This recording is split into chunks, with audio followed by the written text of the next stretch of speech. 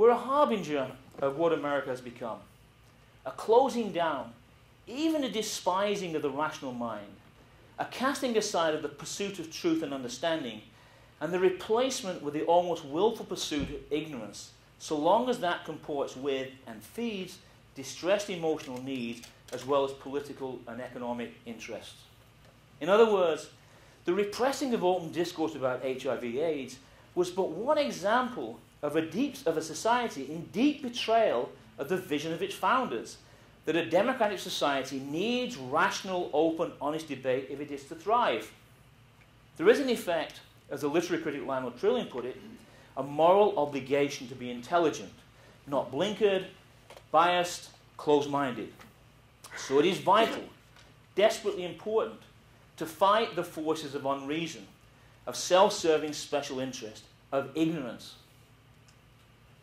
I tried to do my bit in the past few years, and in the face of furious opposition, including efforts to have me fired, my green card removed, threatening letters, emails, phone calls, by arguing that Jean-Benet Ramsey was not killed by her parents and that the evidence, E-V-I-D-E-N-C-E,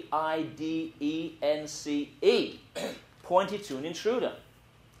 I did so not because her death was singularly important, it was tragic, not singularly important, but because of the belief that if the media and the law can lie about the death of a child, what can you not lie about?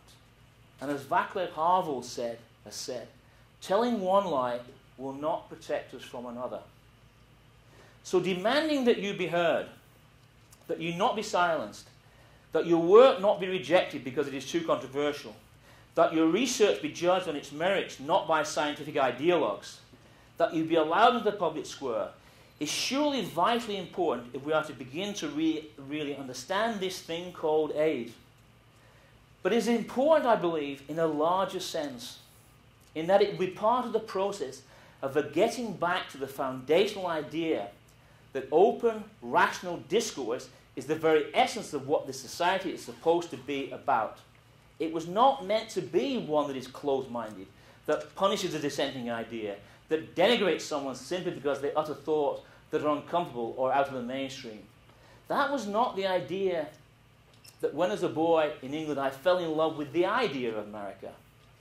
I remember when I was about 13 or 14, standing in a small bookstore in Oldham where I was born, pulling from the shelf Theodore White's Making of the President in 1960, and reading its famous first words. It was invisible as always. The it was the unfolding majesty of the democratic project on election night. The book was a wonderfully romantic, idealized view of the political process, but it was wonderful.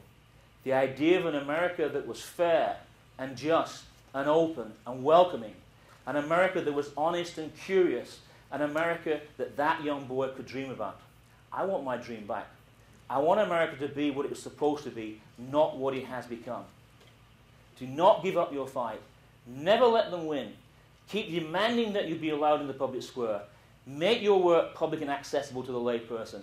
Nag and jostle reporters and producers. Demand that you be heard, not only for your sake, but for all our sakes. So again, welcome and good luck.